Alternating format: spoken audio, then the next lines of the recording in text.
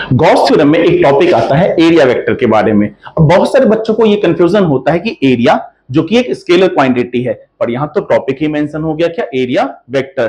तो ध्यान दीजिए कि एरिया वेक्टर जो होता है वो हमेशा क्या होता है, तो area vector is always perpendicular to the surface ना। जैसे कि मान लीजिए ये मैंने एरिया एक कंसिडर किया था ना, तो ये एरिया है, तो इसका एरिया वेक्टर किधर होगा, इस सरफेस के परपेंडिकुलर।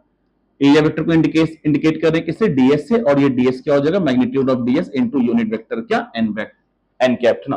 तो आप ये ध्यान रखिएगा कि एरिया वेक्टर क्या होता है, area vector is always perpendicular to the surface. जैसे कि अगर कोई विंडो है और ये विंडो है, तो इस विंडो का एरिया वेक्टर किधर होगा, इस सरफेस के हमेशा परपेंडिकुलर। ये हम किस केस में बात कर रहे हैं, तो कोई विंडो है, उस विंडो से क्या हो रहा है, हवा फ्लो कर रहा है, एयर फ्लो कर रहा है, तो एयर फ्लो करेगा हमेशा कहां, सरफेस के परपेंडिकुलर। यानी कि एरिया और जो एयर फ्लो कर रहा है वो क्या हो गया, उसका वेक्टर क्वांटिटी। तो एरिया एक स्केलर क्वांटिटी है, और यहां पे मेंशन कर रहे क्या, एरिया वेक्टर, और एरिया वेक्टर क्या हो जाएगा, हमेशा सरफेस के परपेंडिकुलर। पाइप है, पाइप से हम पानी दे रहे हैं ना, तो जो पानी पटा रहे हैं या दे रहे हैं ना, वो हमेशा क्या होगा, सरफेस के, उस पाइप के सरफेस के हमेशा परपेंडिकुलर। तो एरिया वेक्टर क्या होता है, हमेशा सरफेस के परपेंडिकुलर।